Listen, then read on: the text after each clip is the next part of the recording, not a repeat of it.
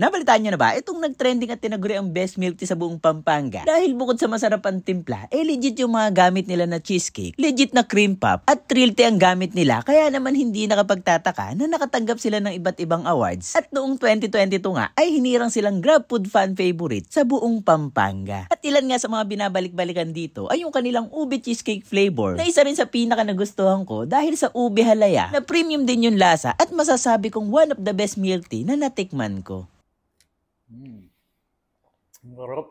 At heto at binisita natin yung isa sa mga branch nila dito sa San Fernando, Pampanga. So yun guys, nandito nga pala tayo sa trending at tinuguriang the best milk tea dito sa Pampanga dahil dito mo daw matitikman yung legit na cheesecake at cream puff. At ngayon nga ay meron na silang 6 na branches at pinuntahan nga natin yung Dolores branch nila na matatagpuan dito sa MacArthur Highway, Barangay Dolores, City of San Fernando, Pampanga. Sa tapat lang sila ng Shell Gasoline Station at malapit lang sila sa JBL Hospital. Sa mga gusto nga palang pumunta rito, open sila araw-araw mula 11 AM hanggang 9 PM at sa mga gusto magpa-deliver, available naman sila sa GrabFood. At nandito nga tayo para tikman yung mga nagsasaharapan nilang milk tea. So ano pa inaantay natin? Tara, pasok na tayo, tikman natin kung talagang pangmalakasan ba yung mga milk tea nila dito.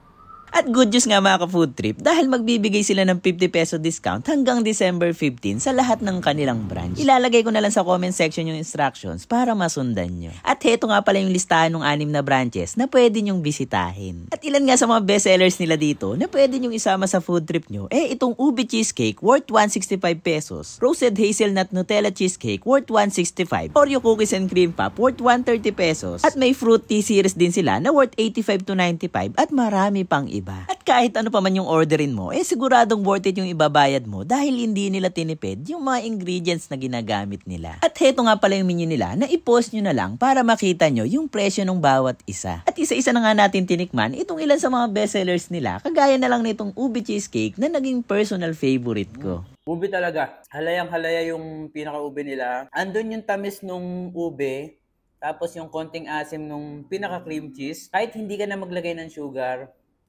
perfect na to. Unless mahilig ka talaga sa sweet, so pwede ka magpa 25%, 50%.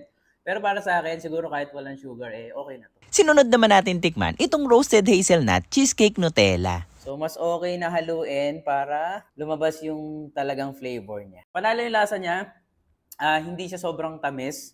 Ang ganda lang kasi balanse yung tamis ng chocolate at saka yung asim ng cream cheese. Tapos napaka-milky nung pinaka-milk tea niya. Sobrang nagustuhan din namin itong Galaxy Oreo cheesecake nila. At napapiyok pa nga itong si Ichan dahil sa sarap. Sarap. And overall nga, masasabi kong worth the price yung mga sineserve nila at sobrang deserve ng shop na to yung mga natanggap nilang awards. Kaya naman kung naghahanap ka ng award winning at legit na milk tea, bisitahin nyo na yung mga branches nitong Happy Judah Milk Tea and More at isama mo na rin yung mga kaibigan mong mahilig sa milk tea. At ngayon, nabalitaan nyo na. Alam nyo na yung susunod na gagawin. Hanggang sa muli! Binabalik-balikan kami dito kasi authentic yung mga ingredients, yung quality, yung milk tea. Sinisigurado namin na talagang yung customer is masasatisfied.